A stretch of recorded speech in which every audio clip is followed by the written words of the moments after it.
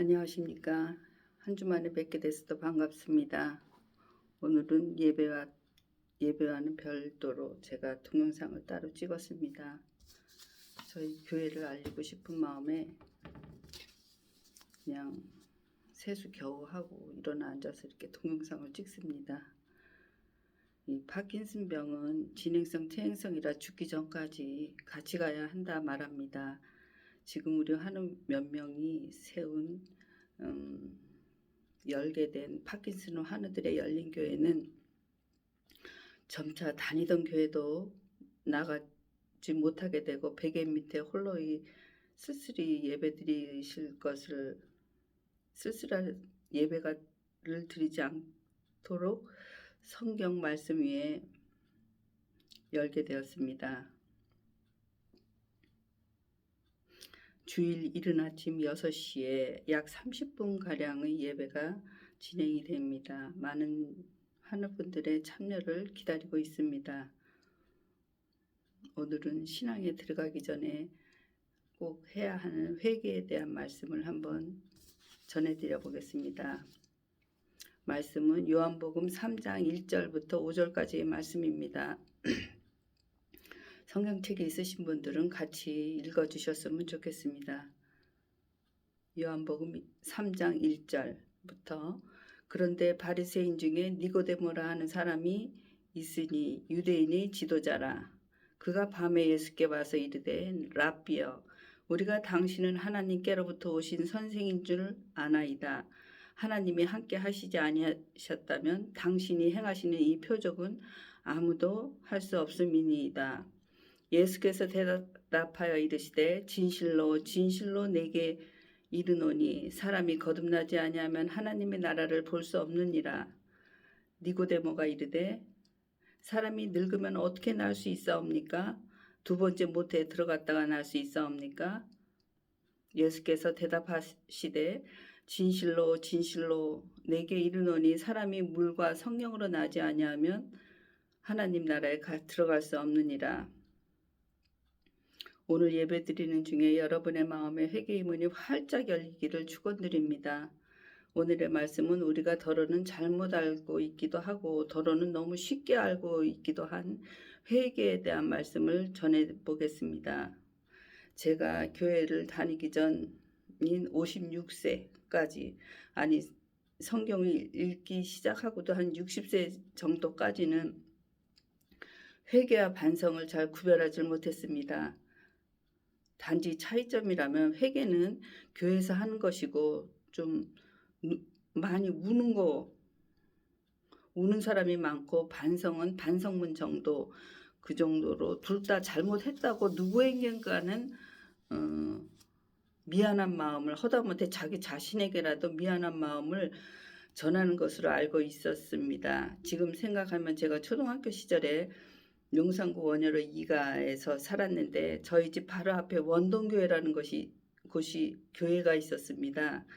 그런데 부흥회라고 하면은 얼마나 울고불고 하시는지 교회 담 너머 밖에까지 울음소리가 나오고 그런 난리가 없습니다. 그런데 끝나고 나오시는 분들을 보면은 인사하고 악수하고 뭐 그렇게 슬픈 얼굴들이 아니신 것을 보면서 어린 나이에 좀 참 이상하다 그렇게 보았던 그 인상이 제 마음속에 아직도 영상으로 남아 있습니다.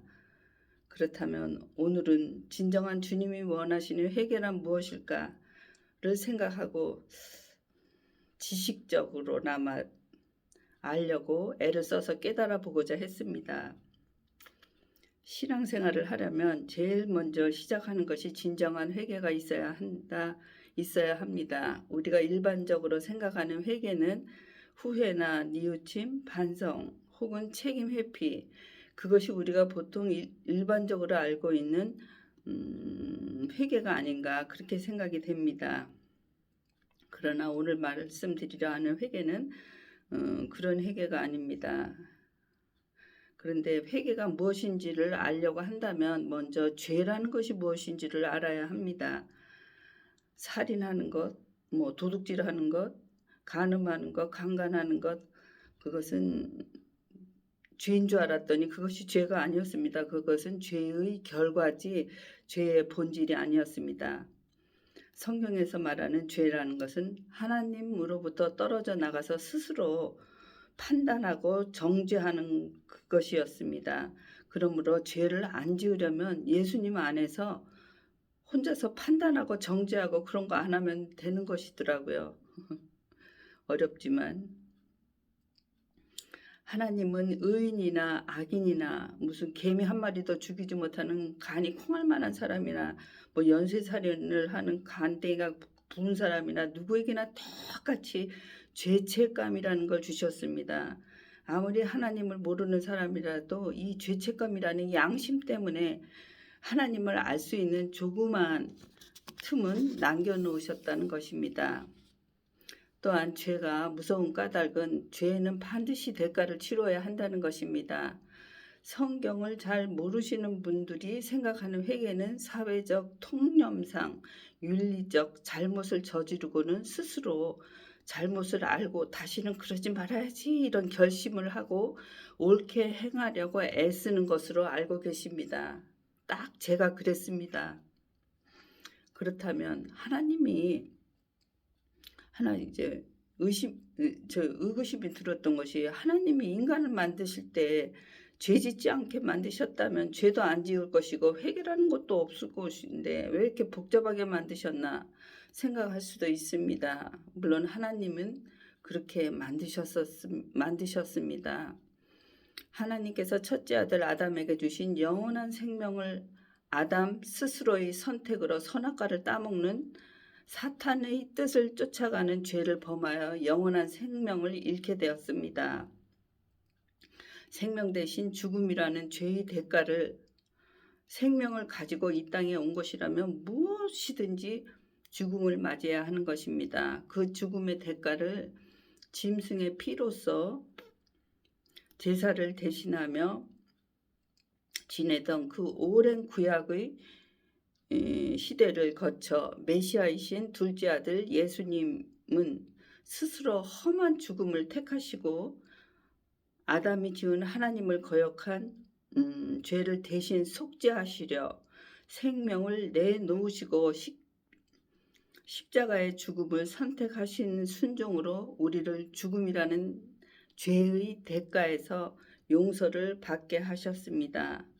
그리고는 다시 생명을 얻는 부활로 다시 사심으로 세상 어떤 신앙이나 신에게서도 볼 수 없는 죽음의 권세를 이기시고 영원한 생명을 다시 얻게 하셨습니다. 그런데 여기에는 조건이 하나 붙게 되었습니다. 죄에서 떠나는 회개를 해야 하는 것입니다. 후회와 반성이 아닌 회개를 해야 하는 것입니다. 개인적으로는 제가 57이라는 처음 교회를 가게 되면서 알게 된 것은 내가 평생에 한 것은 죄 지은 것밖에 없는 것 아닌가 생각이 들 때도 있었습니다. 죄인의 눈으로 세상을 바라보니 죄로부터 벗어나고 싶은 사람들도 많고 정작 죄책감이 심각할 정도로 무뎌진 사람들 또한 많구나를 알게 되었습니다. 회개의 예를 들어보라 한다면 이스라엘 사람들이 앉으면 자랑하는 다윗 왕의 고귀하고 높이 살만한 점을 한번 예로 들어보겠습니다. 아들 압살롬이 아버지인 다윗 왕의 반역을 일으켜서 궁궐로 쳐들어옵니다. 그러자 다윗 왕은 머리를 풀어헤치고 신발도 못 신은 채로 궁궐을 빠져나가면서도 남을 탓하기 전에 내 죄가 이런 일을 자처한 것은 아닌가 자기 자신의 죄를 돌아보았습니다. 진퇴양난이 어두움에 빠져도 다윗은 이것은 내 죄 때문에 일어난 것이라 깨닫고 하나님 앞에 정말 회개의 애통의 눈물을 흘렸습니다. 진솔한 자기 자신의 죄를 자백하였습니다. 어떻게 하면 죄로부터 벗어날 수 있을까? 어떻게 하면 이 죄책감에서 자유로울 수 있을 것인가? 답은 우리가 잘 아는 대로 철저히 회개하는 것입니다.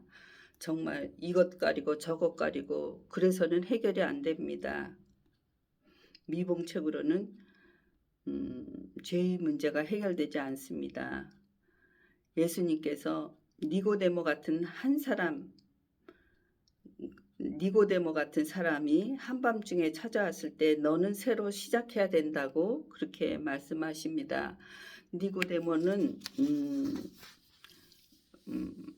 바리새인 중에 바리새인, 지체 높은 분이십니다. 근데 그 한 사람을 놓고서 다시 태어나라고 말씀을 하십니다.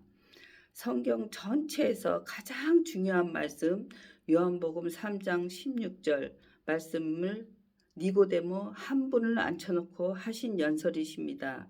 설교 말씀이십니다. 요한복음 3장 16절 거진 성경을 아시는 분이라면 다 외우고 있으실 만한 성경 구절을 같이 한번 외워보겠습니다.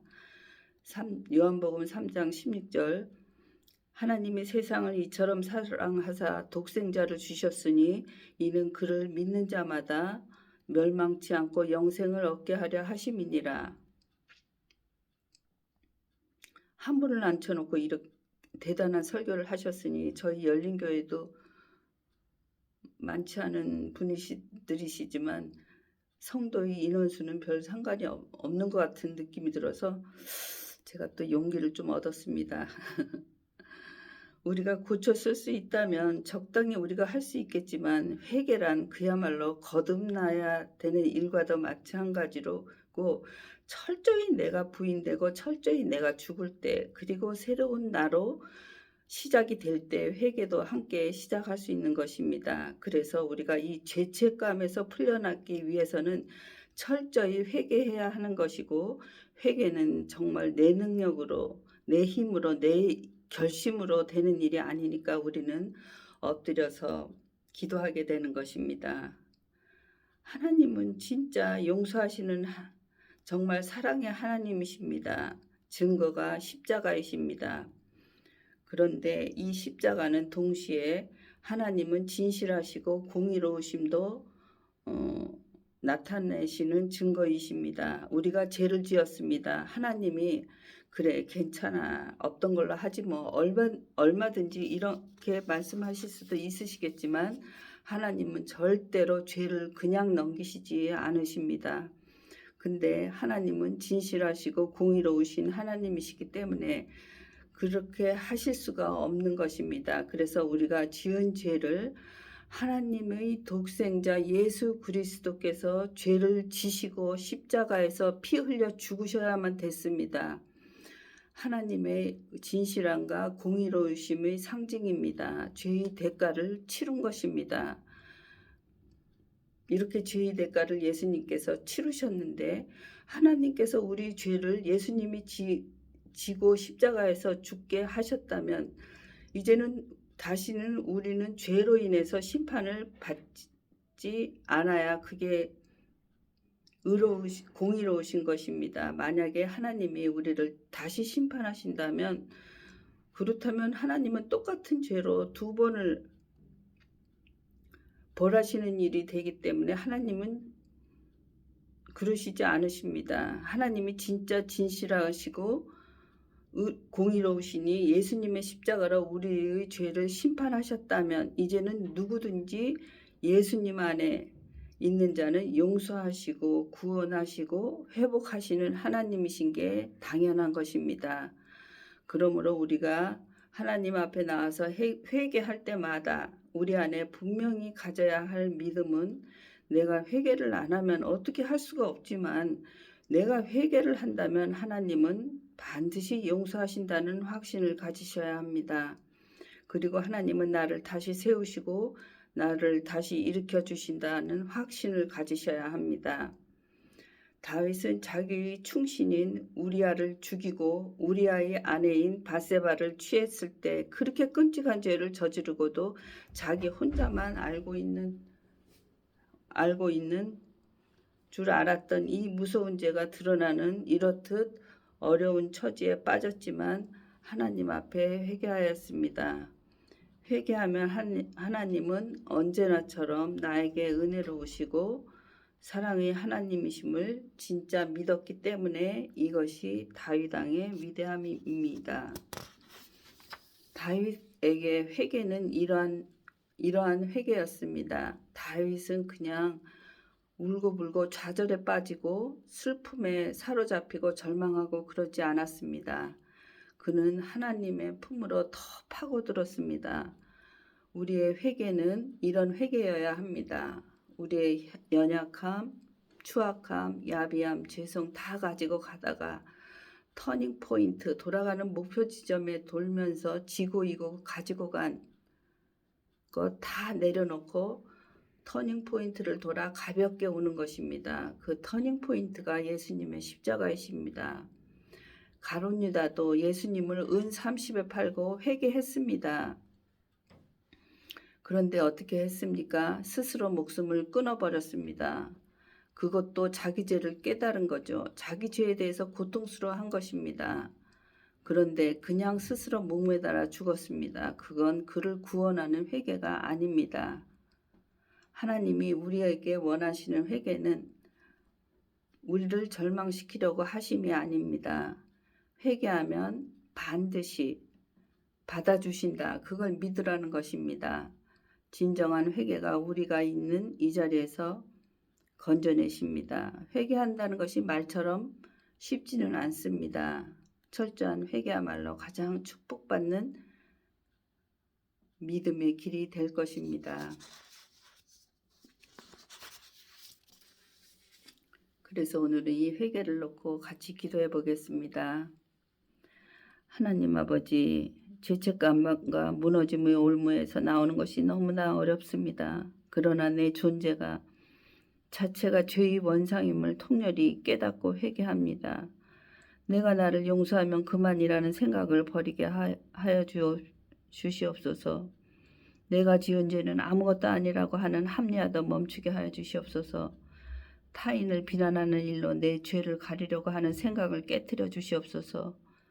내가 나 자신을 스스로 구원할 수 없게 의지할 바 없어서 하늘 아버지께 손들고 나아갑니다. 절망의 자리, 질병의 자리, 죽음의 자리를 떨치고 하나님의 집을 향하게 하여 주시옵기를 예수님 이름으로 기도드립니다. 아멘.